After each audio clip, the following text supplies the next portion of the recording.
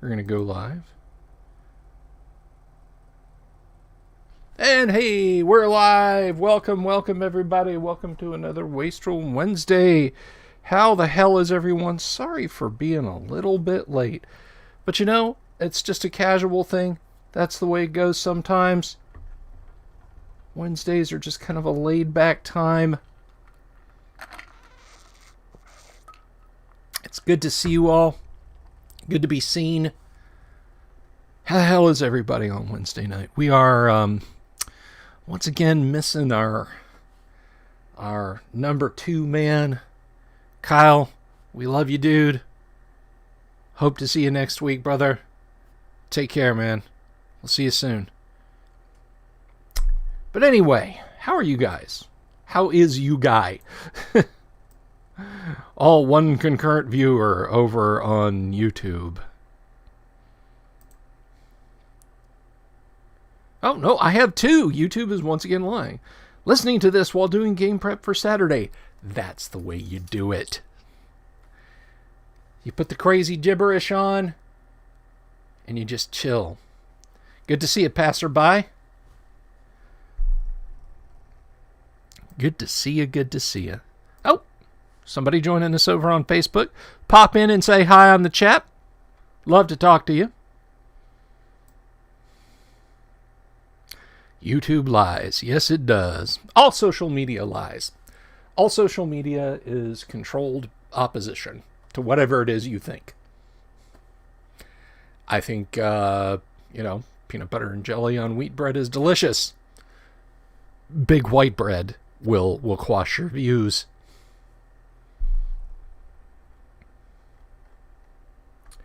But anyhow, I was quite pleased to see somebody was commenting on the Discord. By the way, we have a Discord now, just in case you're wondering. You guys know we have a Discord. What am I saying? Y'all know all about the Discord. But in case you don't know about the Discord, come over and join us for silly shit. All the time. Anything I discuss on the vidjas that I don't hit you up in the comments about, or you don't think to ask in the comments, come ask in the Discord. It's all good, man. Oh, thank you. I like my Star Wars shirt. It's quite nice. Star Wars and Magnum PI. I mean, honestly, it's 2 great tastes that taste great together. And I had this shirt on the charger all night. So I hope you guys appreciate it. Also, I'm going to warn you guys, maybe about halfway through the stream, halfway, 5/16 of the way, 7/23, I don't know. A guy just doesn't know.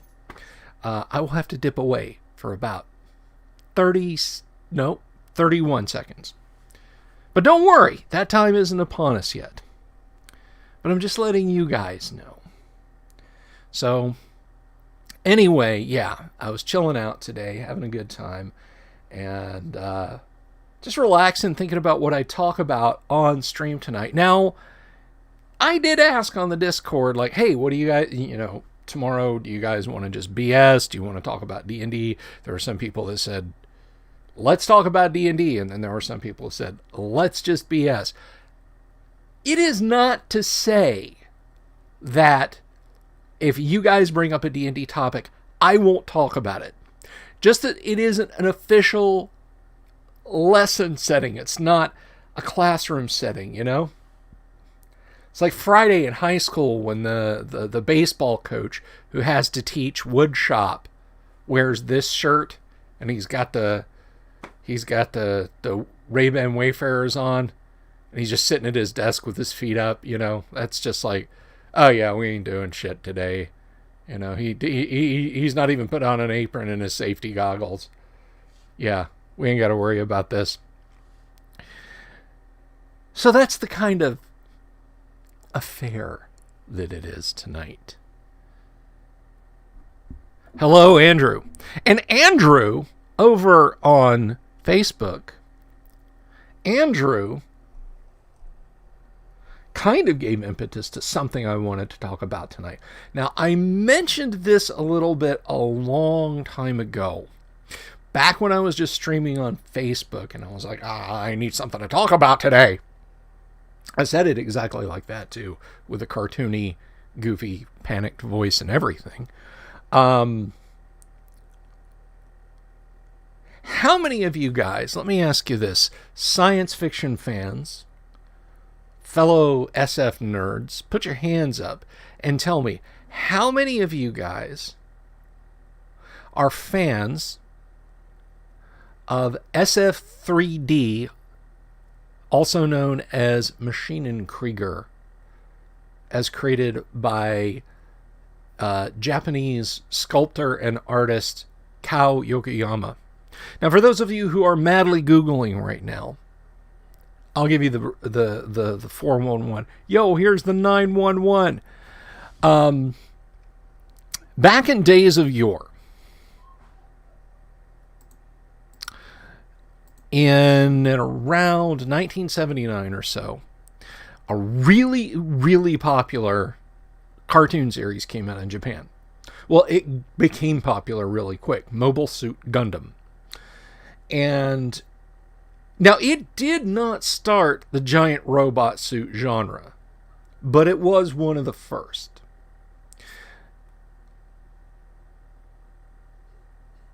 Passerby said he heard about it in one of my streams. Okay, cool.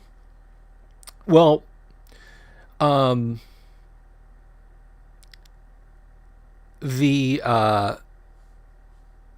creator of Maschinenkrieger, Kao Yokoyama, watched some Mobile Suit Gundam. And yeah, I will copy that. Thank you. This is for our folks over on YouTube. That's how you spell it. And that is, by the way, that is German. It means machine battle or machine fight. He saw Mobile Suit Gundam in hobby magazines, which were and still are a very big thing in Japan. Printed hobby magazines where people show off their sculpts, their kit bashes, or just their kit builds, dioramas, that kind of thing. So he saw some Mobile Suit Gundam, he saw some model kits, and he saw it featured in Hobby Japan and various magazines. And as Yokoyama-san was very much, as a technical artist, as a guy who does engineering, when he saw these multi story neon colored robots with kind of samurai-like accoutrement on their armor and everything, he was less than impressed. And he was like, that's not how robots would be in the far future. Or at least so he thought. Well, man-controlled powered armor, he didn't see it as practical. So he looked at his bits boxes. That is, if you're not a hobbyist, like if you don't do minis or models or whatever, a bits box is literally, it's like, I wanted to build, a wrecked Porsche diorama. So, I don't need one of the doors. I'm gonna sculpt up my own smashed headlights. So I don't need the little clear plastic bits for the headlights. So you just throw all that stuff in a box because you might need it someday. Greeblies, as Andrew calls it. He looked at his bits box and he added a few complete kits and he started kit bashing. He started building what he thought was practical powered armor and fighting machines. Put them together, painted them up, sent in pictures of his dioramas to, I want to say it was Hobby Japan, or maybe it was Hobby Modeler Japan, I'm not sure. But anyway, more people would see what you're saying, Andrew, if you came over to YouTube and commented over there. You can be in both places, though, buddy. Because Andrew's lighting up the comments over on Facebook. Machine Fighter. Okay. But anyway,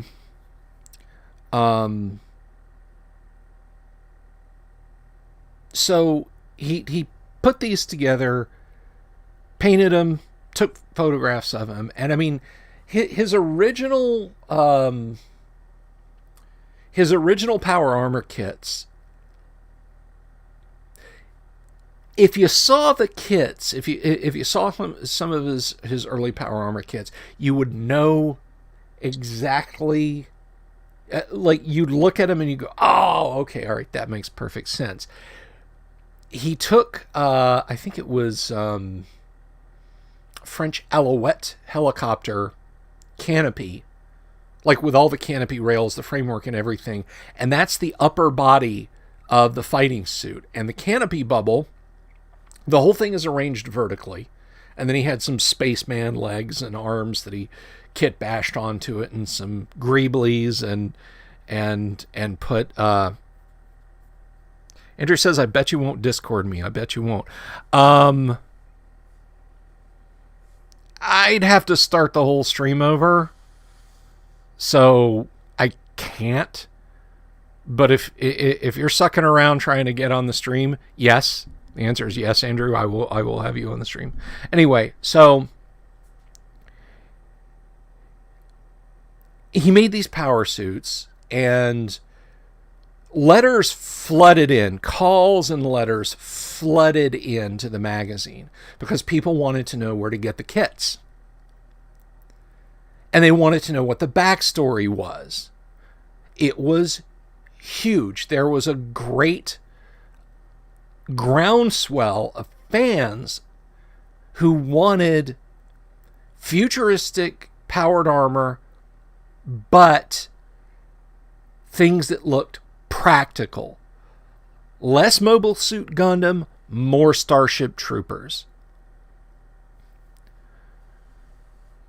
So he just kept on doing it. You know, a motorcycle kit, a Ferrari race car kit, and a couple of 135 scale Apollo astronaut suits. Bing, bang, boom. He's got a couple of variants of powered armor, and he kept doing this. Well, one thing that people asked him about constantly was, what's the backstory?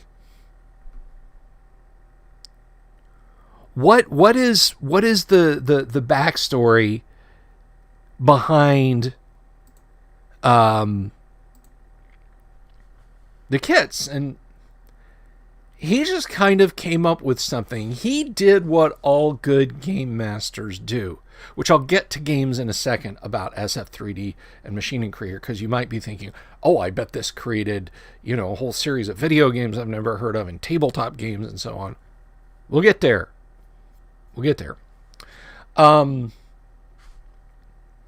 So,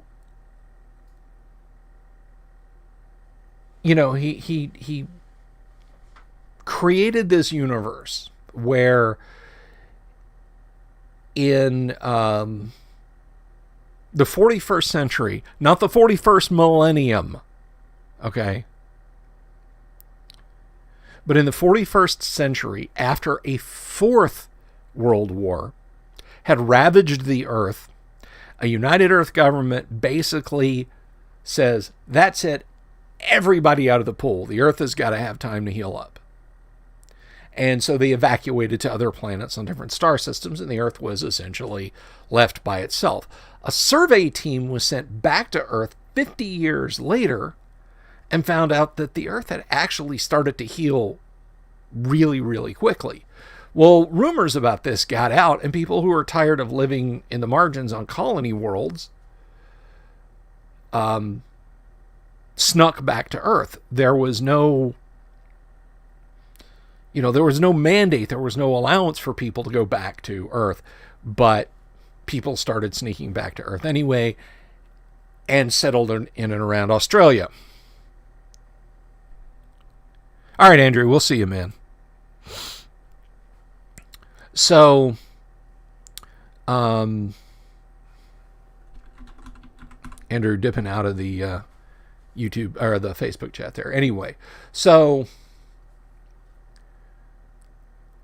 once the space government figured out that Earth was starting to get populated again, well, what did they do but went to institute some kind of government on these neo-pioneers. And it was the Wastrel Democratic Republic was established. And they didn't care for it at all. The jackboots, they did come down.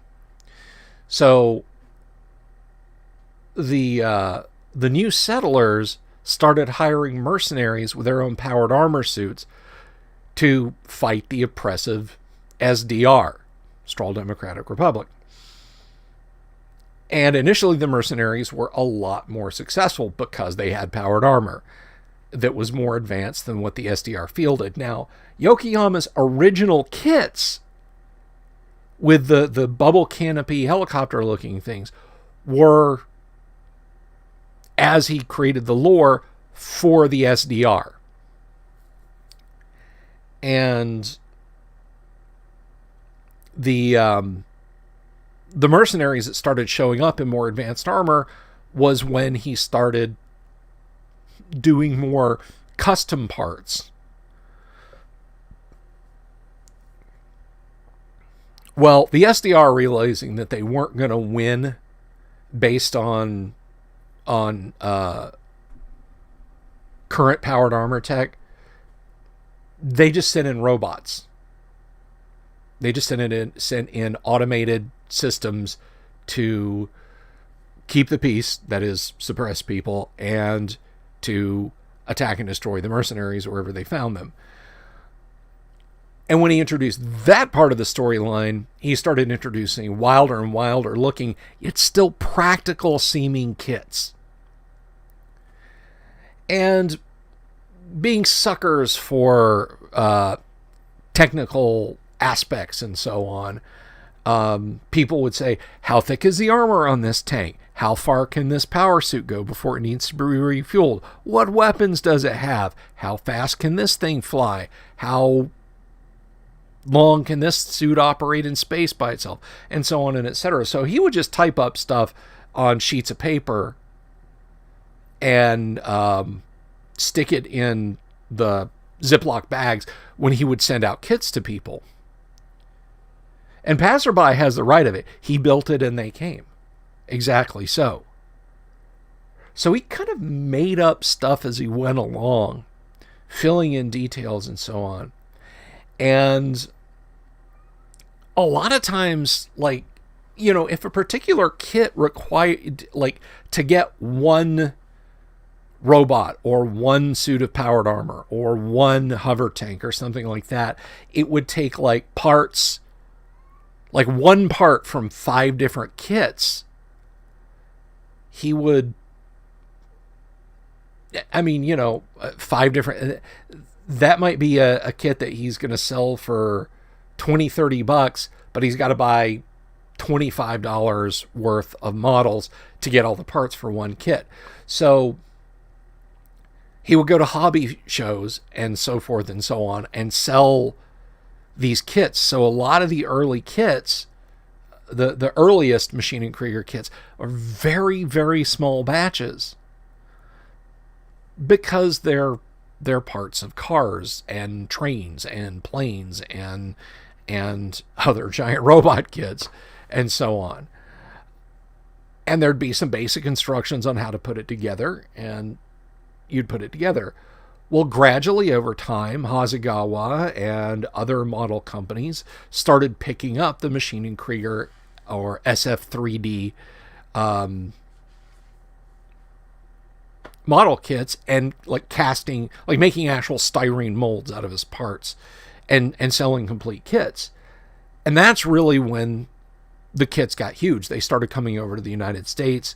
The hobby companies did their level best to translate all of his technical details that he put into the kit instructions.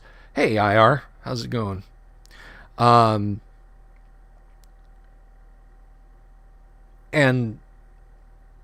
by dint of making complete kits rather than the one-off or two-off kits, he started, hey, Cooley.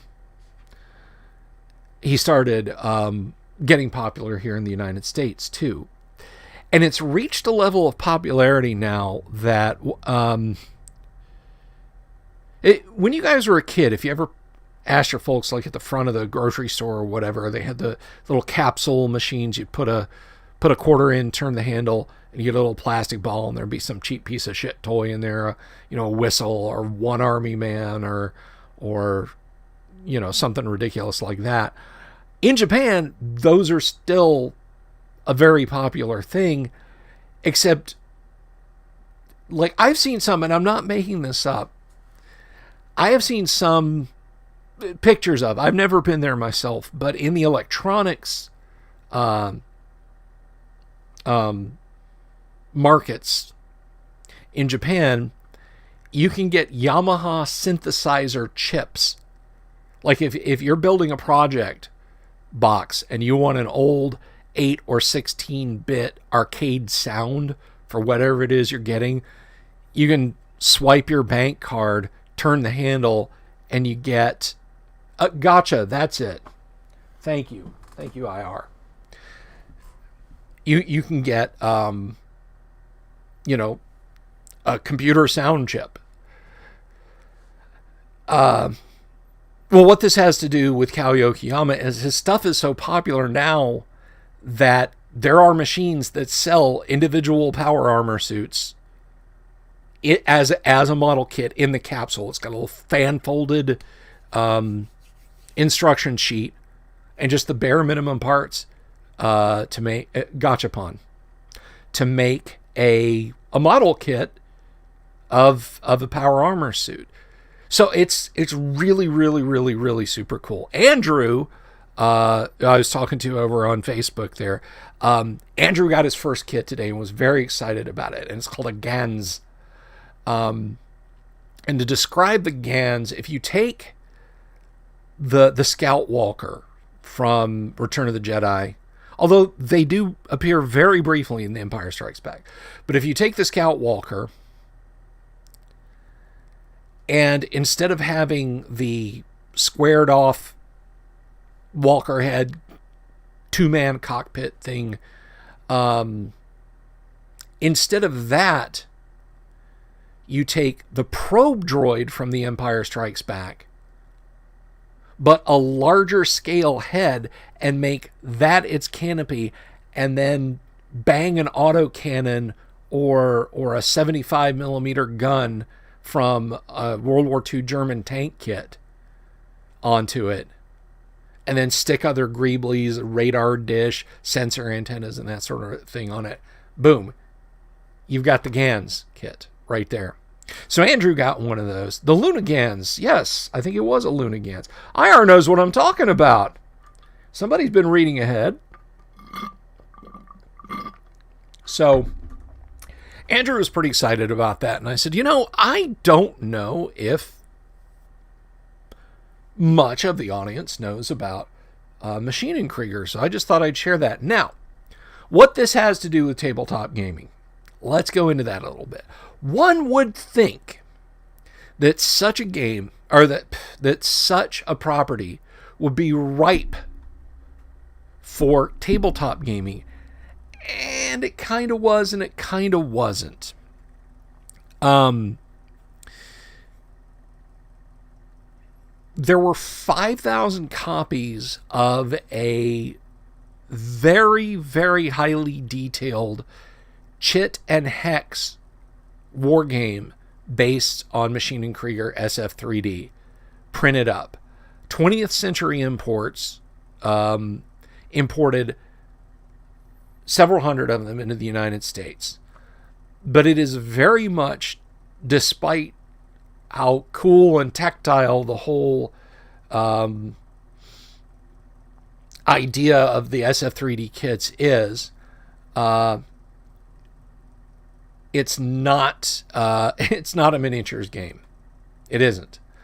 It uses counters, cardboard counters, and a hex board, kind of like BattleTech. If you think about BattleTech, except the cardboard counters don't stand up; they're just flat chits that you move around. So it's a lot like an Avalon Hill war game, like Advanced Squad Leader, but science fiction.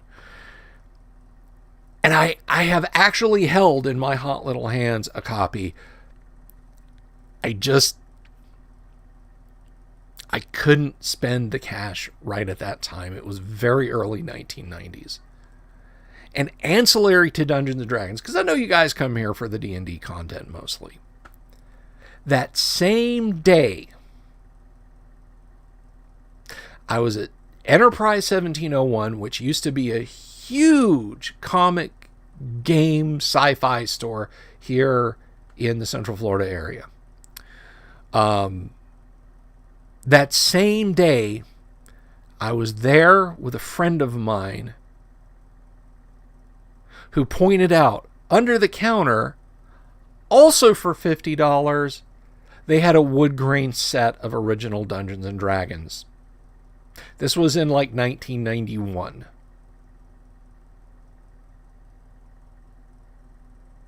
So, yeah.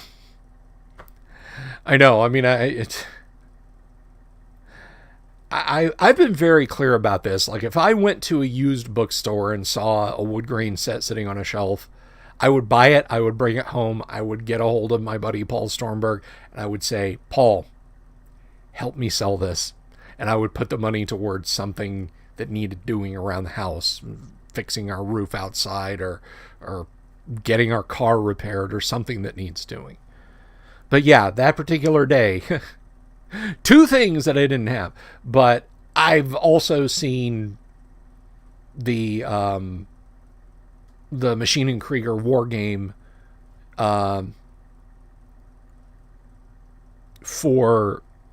still to this day, for not a huge amount of money. Like Board Game Geek people, I've seen it for sale in various states of completeness. Almost always very completely complete.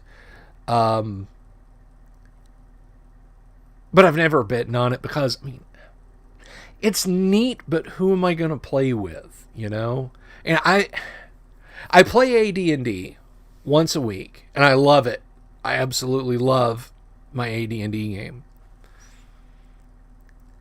But, I mean, who's going to come over and play an English translation of a Japanese war game based on a Japanese model property that only I geek out about?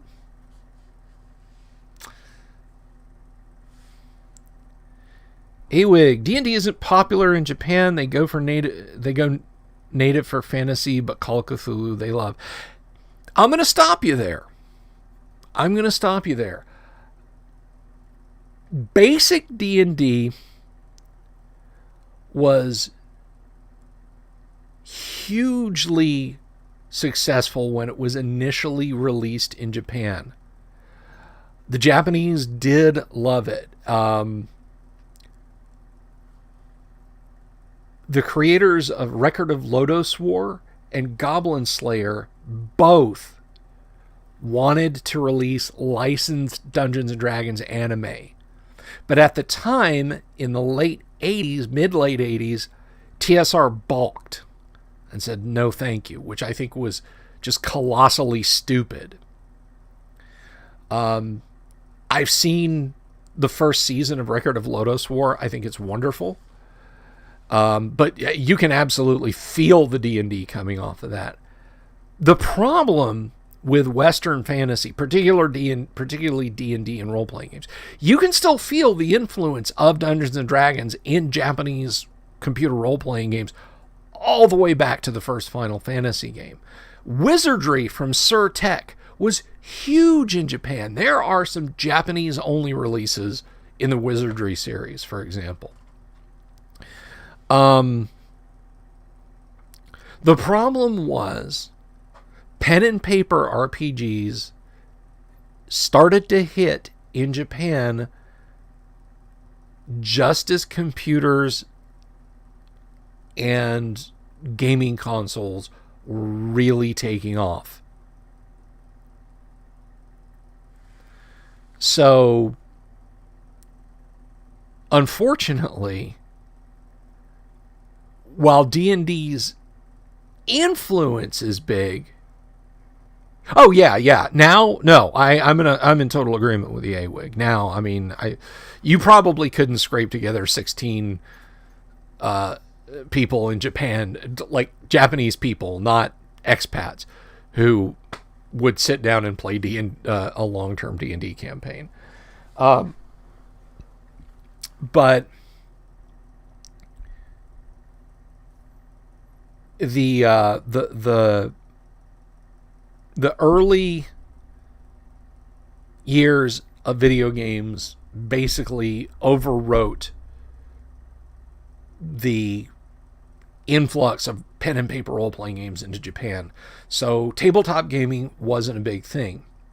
Now, there is a company in Japan. There is I say a company. I'll have to get back to you with the info there. But there is a company that casts 15 millimeter Machine and Krieger miniatures, which my God, I would love to see 28 millimeter, even 25 millimeter, or 172 scale, which is like 20 millimeter gaming miniatures for Machine and Krieger. I know that there's a race in 40K called the Tau. Some of their power suits look very much like they were lifted out of the Machine and Krieger universe, which surprise, surprise, Games Workshop stealing from somebody again. But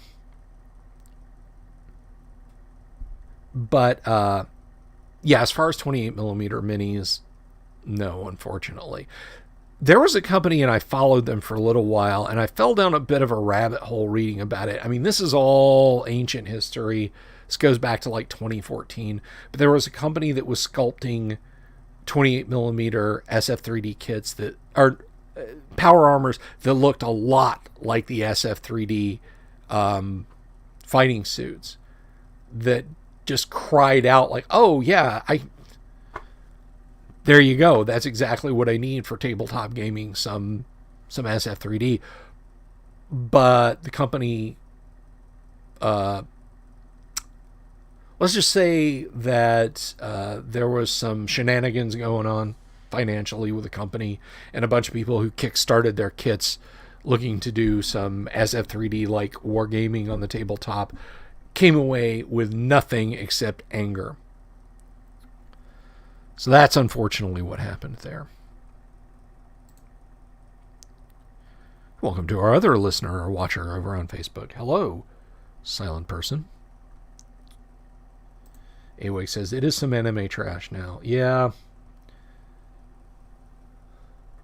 You know the funny thing, and I've told this story before, but it merits repeating.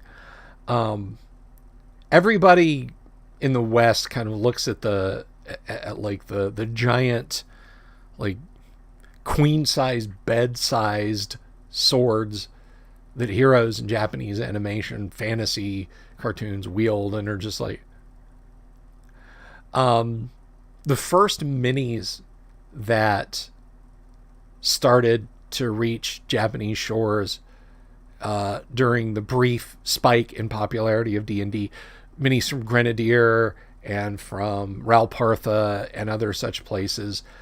If you look at them, a lot of them do have very disproportionately large swords. I mean, a sword that's only maybe a couple of inches wide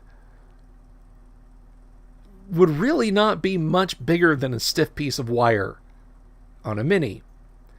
But if you look at a mini, the sword is, as long as the mini is tall almost. And if you held your miniature's hand up to the sword, it's like that wide at least, all the way up to the point. So the giant sword trope actually came from the West into Japan. And they carry 20 weapons of that size at once. Yeah. Yeah. So we only have ourselves to blame for that particular trope. So hang on, guys. Give me literally just a second. I will be right back. I need to step away. Hold on. Do not go anywhere. I'll be right back.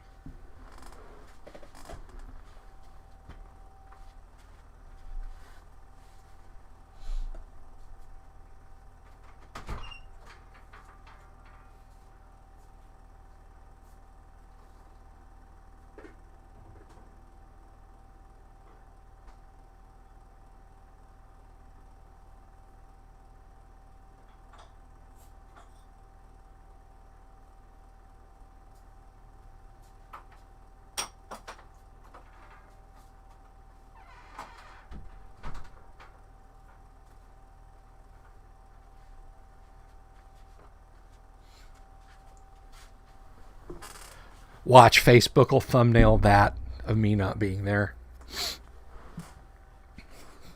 Fella had to get himself a cold snack. I got a Strongbow. That's got apples in it, so that's fruit juice. That's good for me. Nope. Not good for me at all. Herpic scale. I don't know what's going on over in the YouTube chat, but man, I'm loving it. Herpic scale for the men with a very long member, or a big snake, which could still mean the same thing.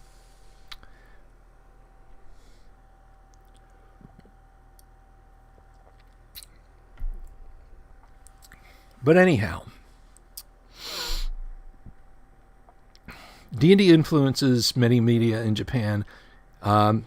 Yeah, it's kind of funny. It's like, oh yeah, D&D influences everywhere. Somebody showed me some. It was years ago. There's some fighting game. It's like the intro for some fantasy game, but it's a beat 'em up in Japan. And there's a point at which one of the playable characters in the game is wearing full plate and has this massive sword, of course.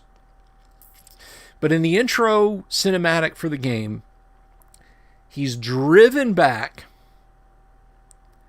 and ends up fighting a bone devil and an ice devil, which are the two types of devil that the paladin in A Paladin in Hell in the player's handbook is fighting. It's a blink and you'll miss it moment when he squared off against them, striking almost exactly the same pose as in the AD&D player's handbook. But that's out of Japan, and I really, my hat's off to the artists and creators in Japan who, at the very least, saw that and wanted to give it a nod. I think that's awesome. I just think that's great.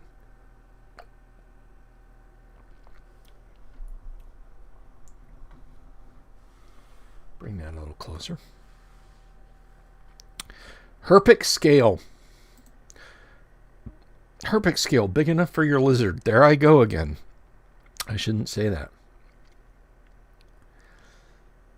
But anyway, oh, and I was going to show off, just to kind of wrap up my ramblings about Machining Krieger. I had always looked at the kits and thought, ooh, that's so cool. But I always felt like, first of all, it might be a rabbit hole that I would end up buying these kits, you know, just like, oh, I gotta have that one. Now I gotta have that one. Now I gotta have that one. Now I gotta have that one. I'm kind of funny about model kits. Miniatures have a purpose on the tabletop. And even larger miniatures, like even if you're talking about like an Imperial Titan, if you're playing 40K, they serve a purpose on the tabletop, not just to look good, but to represent something. A model kit just kind of sits on your shelf and gathers dust. I mean, when I was a kid and I would build models, I would play with them, which usually meant they got broken a lot. But as a grown-up now, I mean, I'm not going to, move my Gundam models around and pew, pew, pew, take that, Char, anything like that.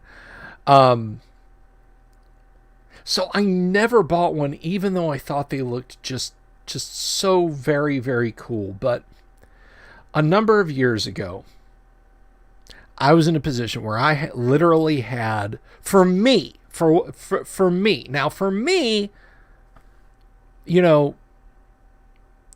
having $20, all the bills are paid, the groceries are bought, there's gas in both cars, we got a little bit set aside if anybody needs to go to the doctor, and there's some money will go over into the next pay period. If I have $20 on top of all that, that's fuck you amounts of money to me. I know to some people $20 is like, wipe their butt with it. They wouldn't keep that in their roll. Oh yeah, Wig, I'm with you. But no, I genuinely had a little bit of fuck you amounts of money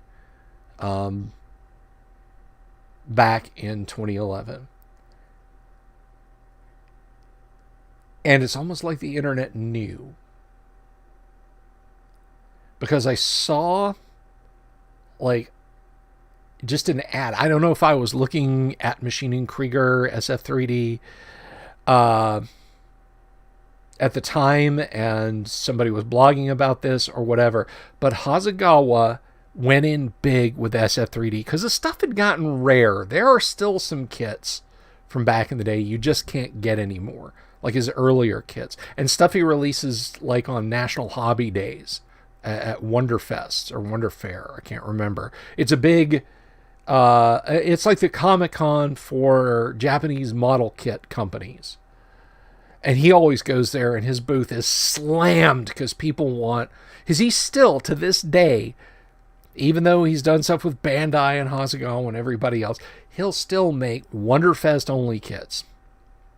Well, I saw that some of his kits were available now through Hasegawa. I'm going to do this without knocking my beer over. So I treated myself back then, and I picked up the Lunadiver Stingray kit.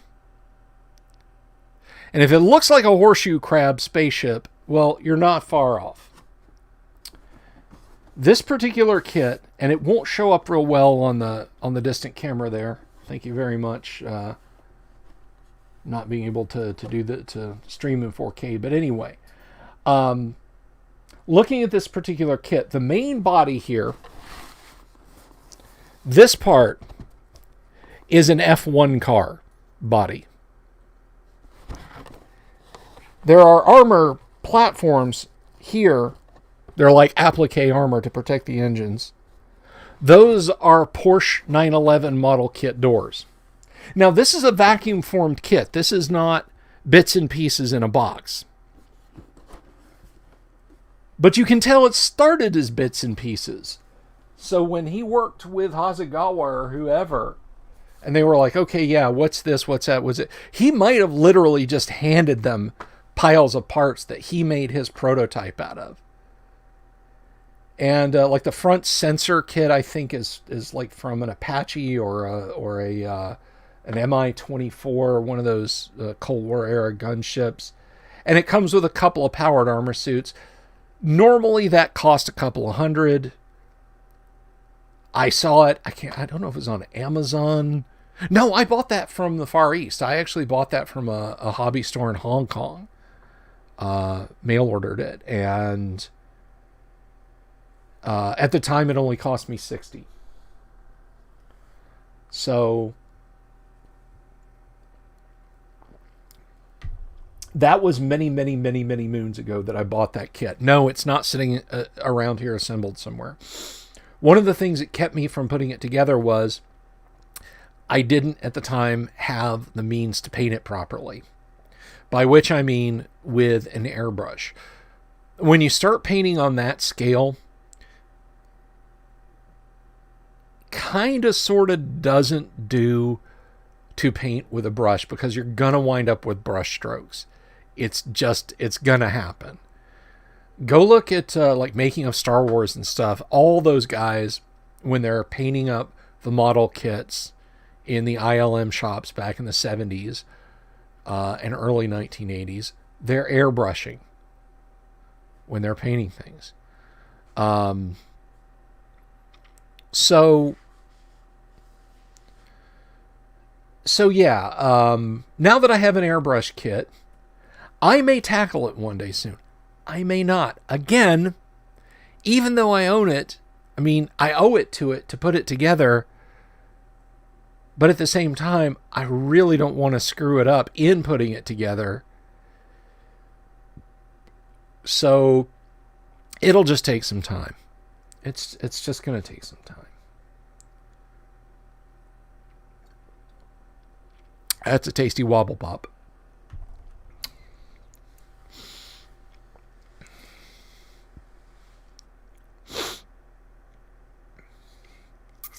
I still have a couple of kits. I have a Gundam, and I have a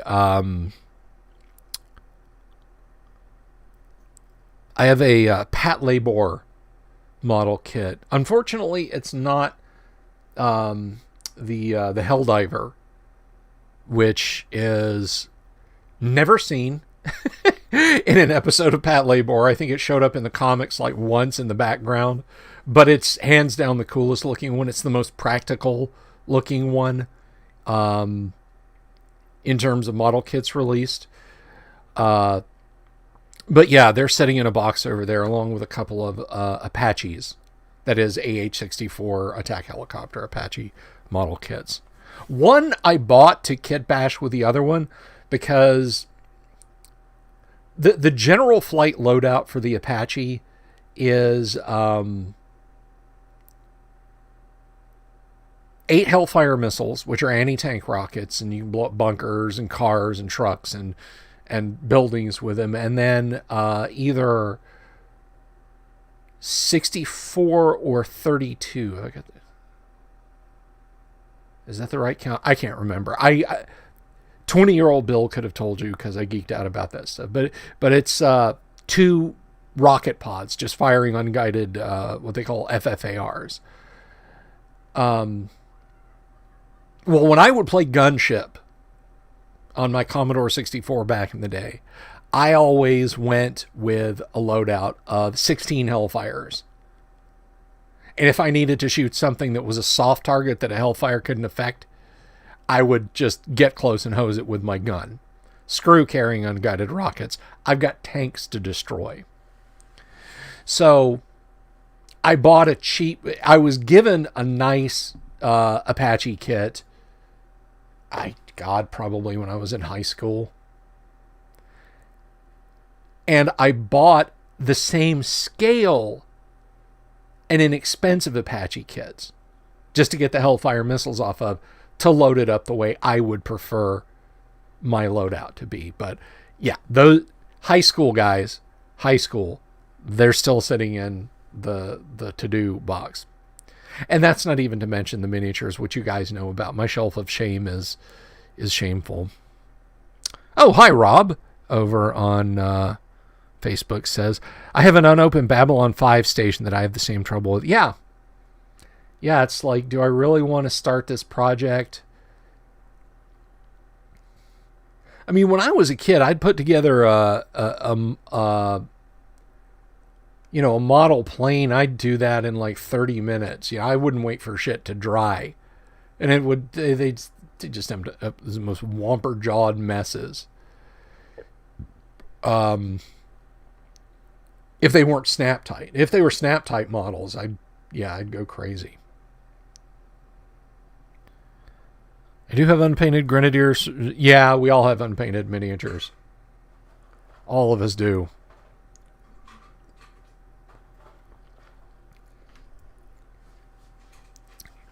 But yeah, I'd wreck models when I was a kid.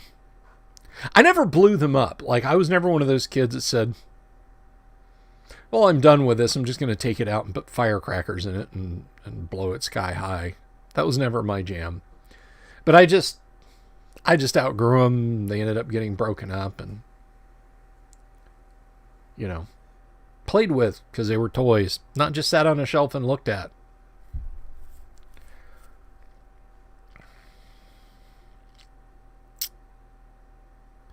Finally did build a Gemini capsule that even got a retrofit kit for added realism. Cool.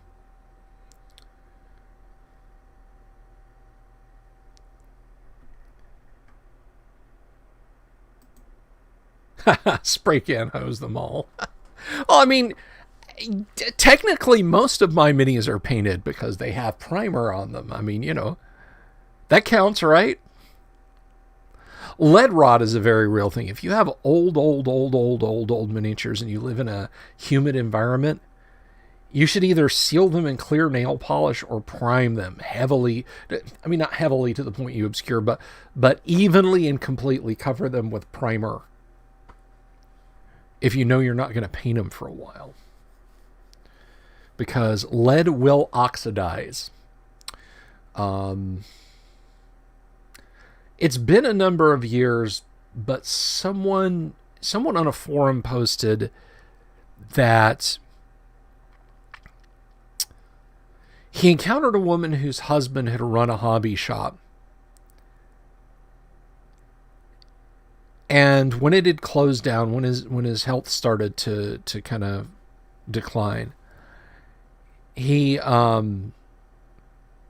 basically just brought home his miniatures pegboard from the store, screwed it to the wall in his garage, put all the hooks up, and put the packets of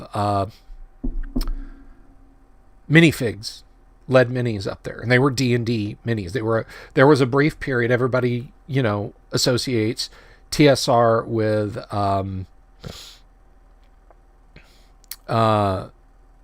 Grenadier and Ralpartha, but there was a brief period when the official miniature of D&D was minifigs.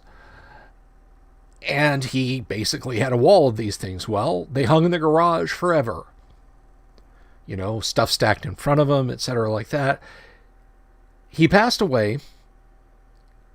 She started asking around about this set, and it just happened. It's not anybody's fault, but the fellow who went and looked at them and posted this message, every single miniature was very lead rotted. And if you want to know what lead rot is basically it's a crumbly white residue that you might think, did I prime that? That looks like it has spots of white paint or primer on it. No. Because if you start brushing it off or scraping it off, you'll notice that there's no detail under it. Essentially, it's lead rust. The lead itself is starting to rot and rust. And when that happens, unless it's like right on the base or someplace that you can easily fix with green stuff and then immediately seal the mini is toast. It's not even good for recycling at that point. So yeah, this guy was like, you know, it's an entire like 4 foot by 3 foot pegboard. Some of the hooks were 3, 4, 5 packages deep. And minifig miniatures at the time, they came in little plastic baggies, folded over the top, stapled with a little card to hold them on, you know, that said, you know, minifigs, goblins, treant, whatever. And all of them were casualties. So if you have nice old school minis, please, pretty please, if they're not already, at the very least, primer them. If for no other reason, then you don't want to handle lead, just running your hands through piles of lead. I have 2 or 3 bags, like plastic bags, of miniatures that were given to me by someone who got them in an estate sale to him, that are very much from that same era. I don't handle them unless I'm wearing rubber gloves, because I don't want lead poisoning. G.I. Joes and firecrackers. How did I know that IR might be the one to come up and talk about G.I. Joes and firecrackers? How did I know? KB, how? But anyway,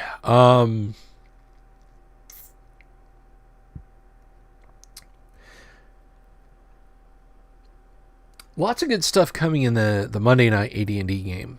I'm looking forward to that. I've got in the works. I have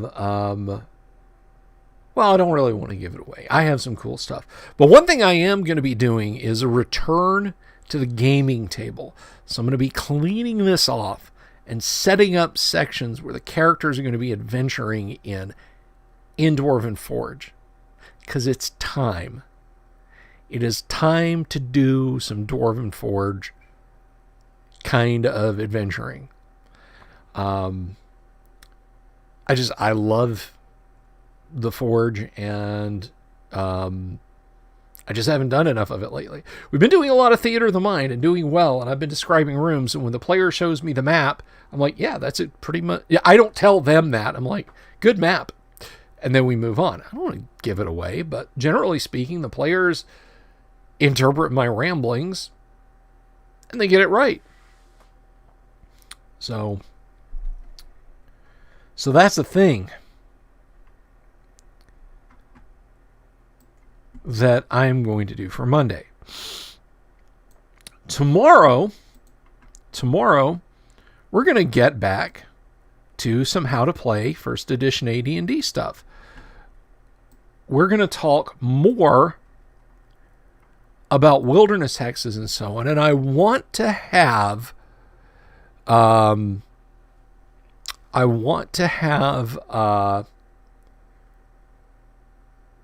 Kyle on and us basically revisit hex populating, but I'm going to talk about a little bit about encounters and hexes tomorrow, not in the sense of monsters and so on, but a random encounter you can have as you travel, or as your parties travel across land, are cities and towns and encampments and so on.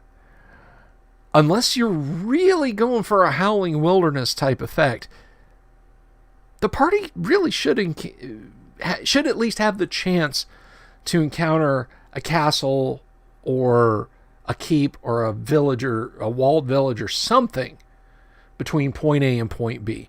And we'll talk about that. We'll look at that and what might be in it and so on.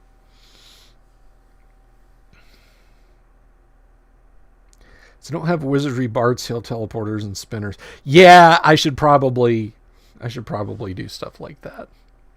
Oh my god, teleporting just ugh.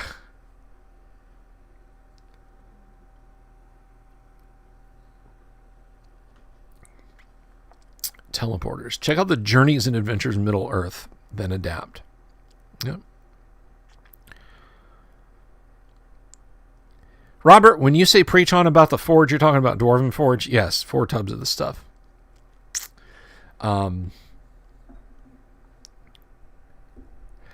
Yeah, I love my Dwarven Forge stuff, and it's just all the shelves over my head here. Like from this wall all the way down to the far end of the room, minus about 2 feet. About 2.5, 3 feet from the ceiling height down is all shelves of Dwarven Forge. And I have a couple of tubs of just random pieces, parts. It used to be A, the Dwarven Forge sold their stuff retail, and B, that retailers, big retailers, could have individual pieces. Like, I need a 6-inch section of hallway, and you could buy one in a separate box. Well, I have a box from when I would shop during that time period. So I have a tote, a storage tote that's just full of those, one in a box, or 4x4 tiles or whatever in a box, those. And I have I have a tub, which I've shown you guys before, the Dwarven Forge pieces that I painted up and so on. I have another container of that, in addition to the sets, the resin sets. So a lot of that's going to be out on the table soon for my group. So if you're from my group and you're watching, hi group. And what I do is I set the camera up and I have the studio lights up and I stream that to them on the table. Throw that in the Discord, Rob. So I know there's some people who might miss the Facebook chat because they're just following over on YouTube. Yeah, that's what I'm talking about. Rob says, I have 4 totes shown in the post, and I can transport my entire game room if need be. Very nice, dude. Very nice. Same, but most of mine are the resin sets that were in the styrofoam boxes from back in the day. Now, one thing I want to emphasize to you guys, if you don't do that, if you don't do terrain and like, you know, Robert and I are talking about it, or I talk to somebody on YouTube about it, or just do videos or I feature it, don't feel like your D&D game, like, oh man, Bill's got all cool toys. My game's never going to be that cool. I'm not going to. No.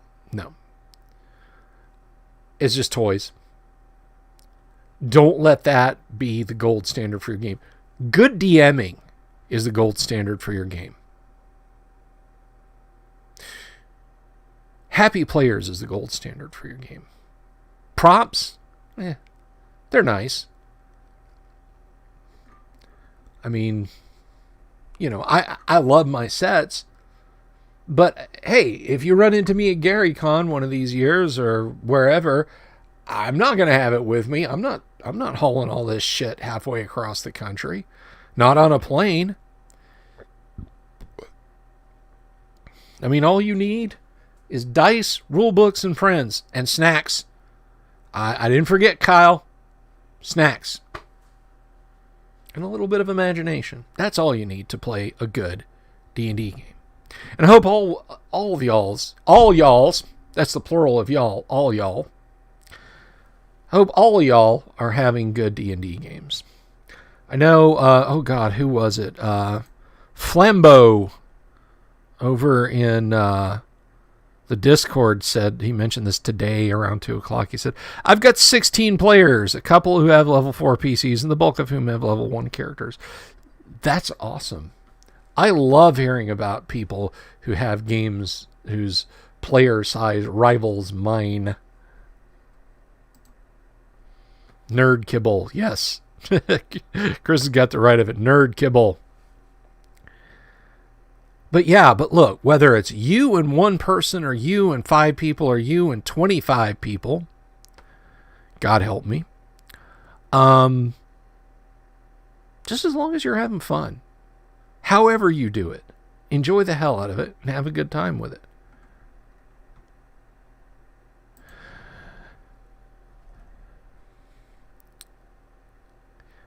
Rob says, and now this is a good point. The reason I got into minis and props, I'm 50% deaf with speech comprehensive issues.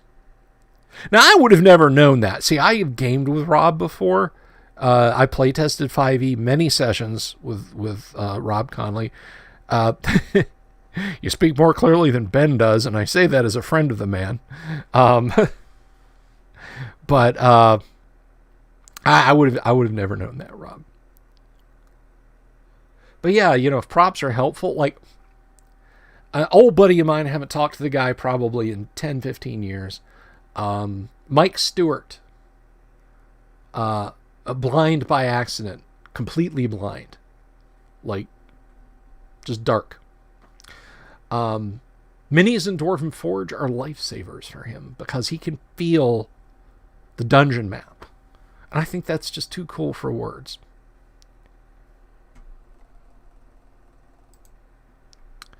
That is just awesome. So tomorrow we're going to talk about cities and towns, not encounters in them, but encountering them and how to build your cities and towns. So we talked about forms of governments and stuff that can happen in the towns We're going to talk about what happens when your party is just strolling through the Welkwood and they trip over a town of 8 to 10,000 people. Although that would be a major city in Greyhawk. But anyway. So we're going to talk about that. And then Friday, Rusty Schaefer, Mr. Rusty Schaefer will be stopping by. And we're going to do pretty much anything. We're going to talk about virtual tabletops and projects that he's got working on there. And his gaming and what he does and, you know, how he runs a game. Rusty's a fine game master. So we're going to be doing that on Friday. And then on Monday, we'll just start the whole thing all over again. I can't wait till Monday, frankly. Because Monday is my AD&D game. And I'm so looking forward to having my group again on Monday. It makes me happy. And I think it makes them happy too. And you should always be happy at the game table when you're gaming. You should always strive to have fun.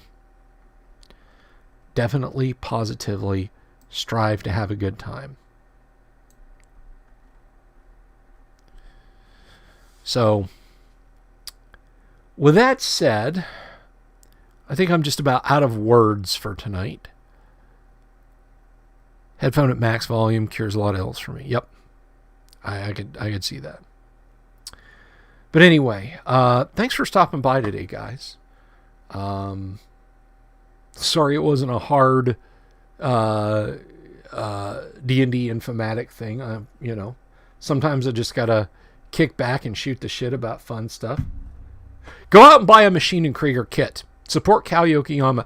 He is on Facebook. There is a Cal Yokoyama Facebook group. I hate saying to anyone ever, go get on Facebook. Or if you're on Facebook, do this. Because, well, anyway. But Yokoyama-san is active in his own group. It's not just fanboys. I've posted stuff like when the first of the terrible Star Wars movies that came out, the first one, back, I guess, was it 2015, 2014? I don't remember. There was a droid walking by, and I was like, that looks like and I don't even remember what it says. And I paused the trailer and copy and pasted it into the group. And I jokingly said, Machine and Krieger model blah, seen working with rebel forces. And literally the first reply I got was from him. And he says, and he was like, Machine and Krieger? No, it looks more like this other series over here, Powered Armor Dorvac. And I took a look and I was like, he's right. It was very nice to get noticed by Caesar there. Very nice. Jack Photon says, just missed out. All right. Well, we'll start over. Hi, everybody. How's it going? How you doing? You having a good time? You know, I was talking to... Sorry. I can't do the whole stream again. Facebook, ha ha ha. Hey, passerby, you know what? I got to give the sequel trilogy credit. They made the prequel trilogy look good. If Kathleen Kennedy's long game was to boost sales of the prequel DVDs, mission accomplished. Yeah, sorry, Jack. One other thing I do want to mention before I do dip out, though, of course, and I gotta do this. No, I have to mention it because it's awesome. Of course, the stream is brought to us in part by those wonderful guys, Bards of Greyhawk, who did an absolutely beautiful piece of music. I'm going to link their site where you can check them out. bardsofgreyhawk.herenow.com. Oops.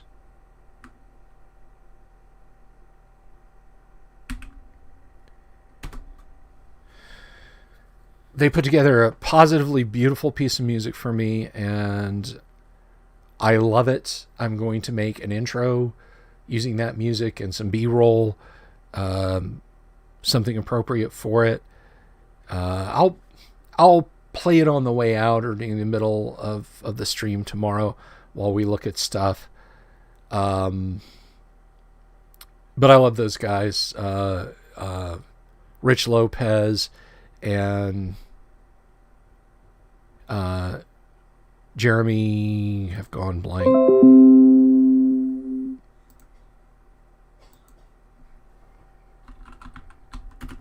Jeremy Barber. They make absolutely fantastic music, and you should really, really definitely go check them out. The Star Wars Christmas special. Yeah, because the Star Wars Christmas special had animated Boba Fett in it, and it looked like it was done by Jean Giraud, Mobius. So, yeah, it's qualitatively better than Rise of Skywalker, Last Jedi, Revenge of the whatever, who's its piss on Luke Skywalker, episode 4 or whatever it was. Although I will say that I did really, really, really thoroughly enjoy Rogue One. Rogue One was a worthy film, and I give it very good accolades. So I will take, in order, Star Wars, Empire, Jedi, Rogue One, and then the prequel trilogy, and just forget Solo and the other 3 movies. And that's all I got for you guys. Have an absolutely stellar evening. I will see you all tomorrow at 12:30. We will be back with the crazy gibberish and talk about AD&D. Thanks for stopping by, all. I love you, and I'll see you then, okay? Peace. Take care of yourselves.